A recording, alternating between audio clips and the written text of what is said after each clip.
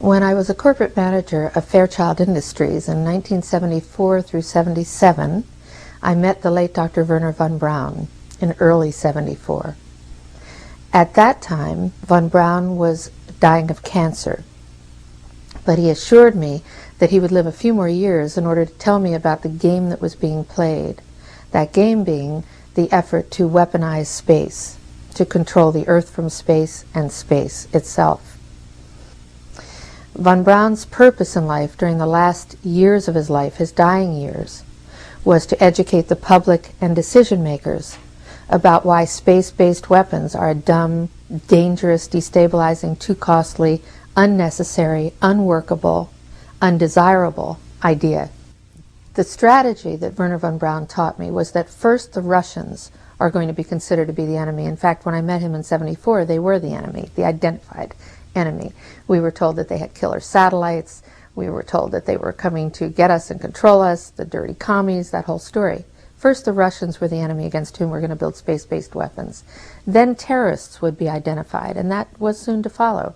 We heard a lot about terrorism. Then we were going to identify third world country crazies. We now call them nations of concern. But he said that would be the third enemy against whom we would be needing to build space-based weapons. And the next enemy was asteroids. Now at this point, he kind of chuckled the first time he said it. Asteroids, against asteroids we're going to build space-based weapons. So it was funny then. And the funniest one of all was against what he called aliens, extraterrestrials. That would be the final card.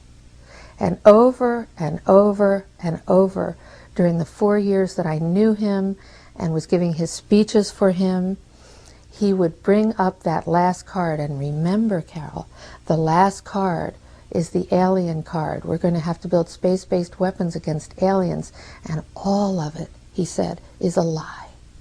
He didn't mention a timeline, but he said that it was going to be speeding up faster than anybody could possibly imagine, that the effort to put weapons in space was not only based on a lie, but would accelerate past the point of people even understanding it until it was already up there and too late.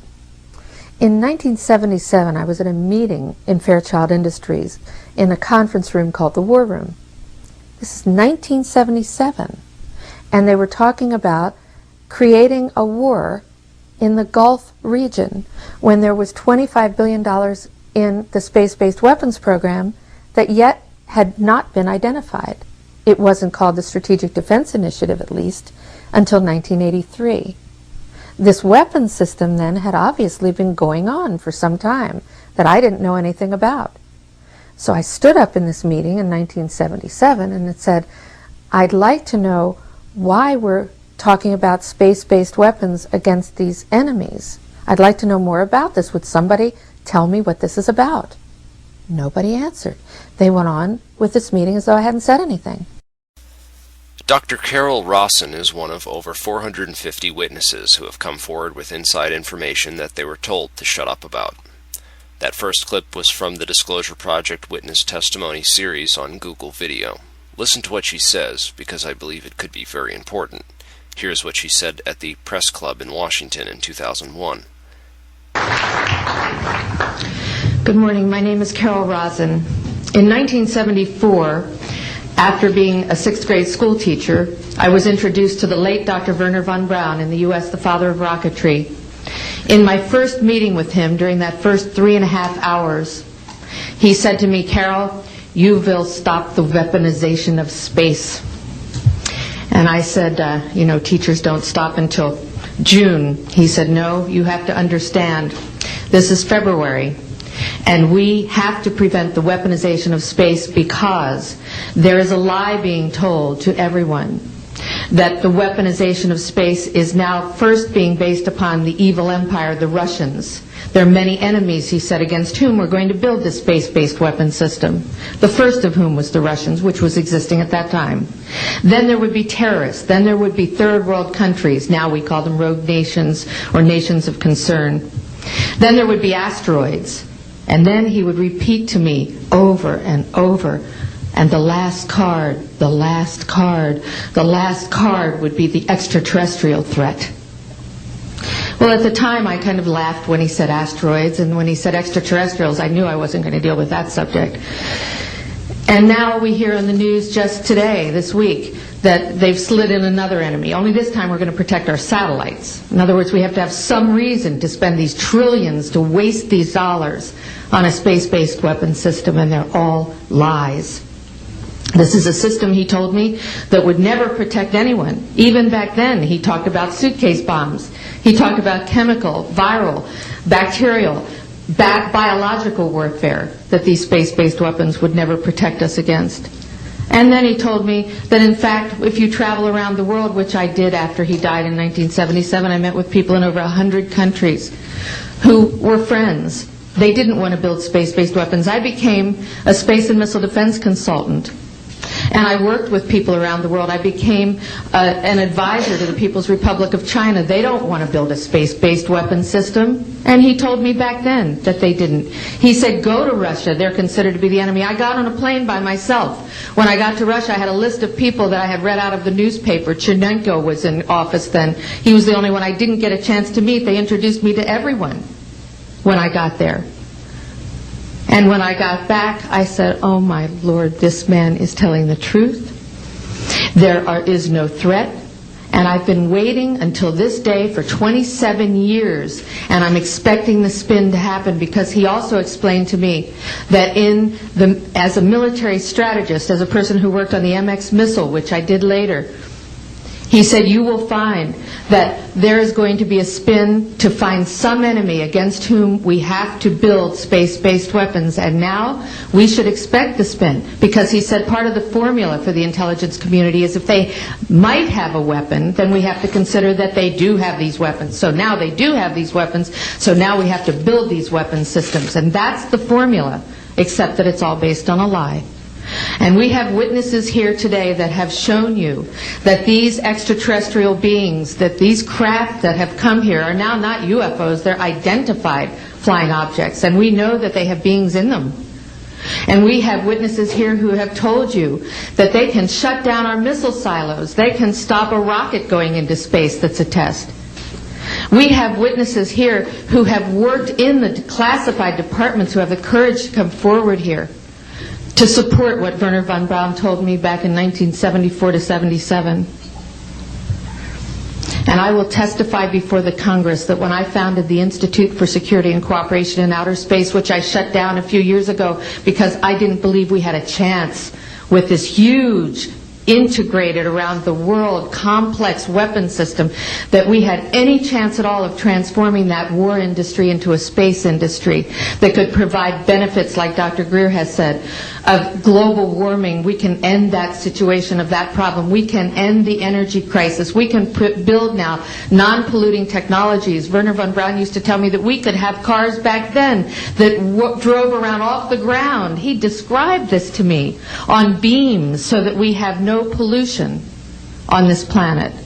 And we can solve the problems of the people that are urgent and potential, and the other animals and the other cultures on Earth and in space.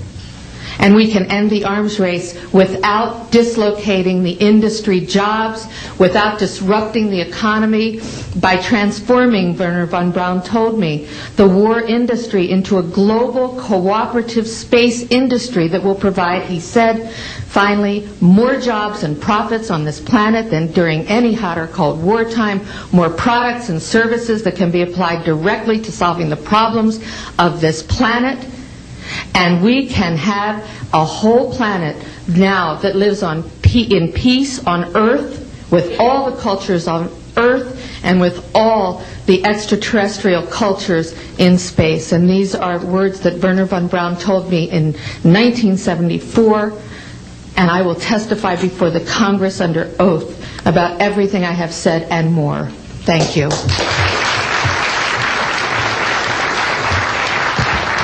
Thank you very much.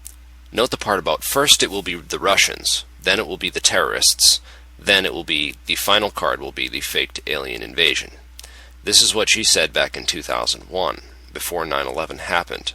And those of you who have been keeping up with 9/11 and the truth movement and information that has come out about the attacks know that the so-called war on terror is a complete lie. and we were never after Osama bin Laden, and that's all being exposed now, just like the fake WMDs were exposed in Iraq. Most people are too propagandized that they are unwilling to believe this and won't even look into the evidence. The rest don't care because they don't think it concerns them or because they feel powerless to do anything about it, and I tend to agree with them. The criminals who caused 9/11, who had the connections to all the inside security at the World Trade Centers and the cooperation of the intelligence community in the White House, will never be prosecuted for their crimes. They got away with it. And even if by some miracle we did open up a congressional investigation, prosecute those responsible for 9/11 and put them all in prison, it would be like putting a band-aid on a cancer. 9/11 was only a symptom, and we need to treat the disease. Because once the war on terror fails to give the government a reason to funnel billions of taxpayer dollars to corporate interests, they will simply find another excuse. Here we have insiders warning us that aliens will be used as the next excuse. This is why I have been warning people about the 2012 stuff, and to be very skeptical about it if and when first contact happens. Don't believe it right away. I know you'll want to. The people in charge are using all this money to build an Orwellian-style police state. This is the type of future that they feel most comfortable with, because they have always been in power, and now that they are beginning to lose their power, they are very, very scared.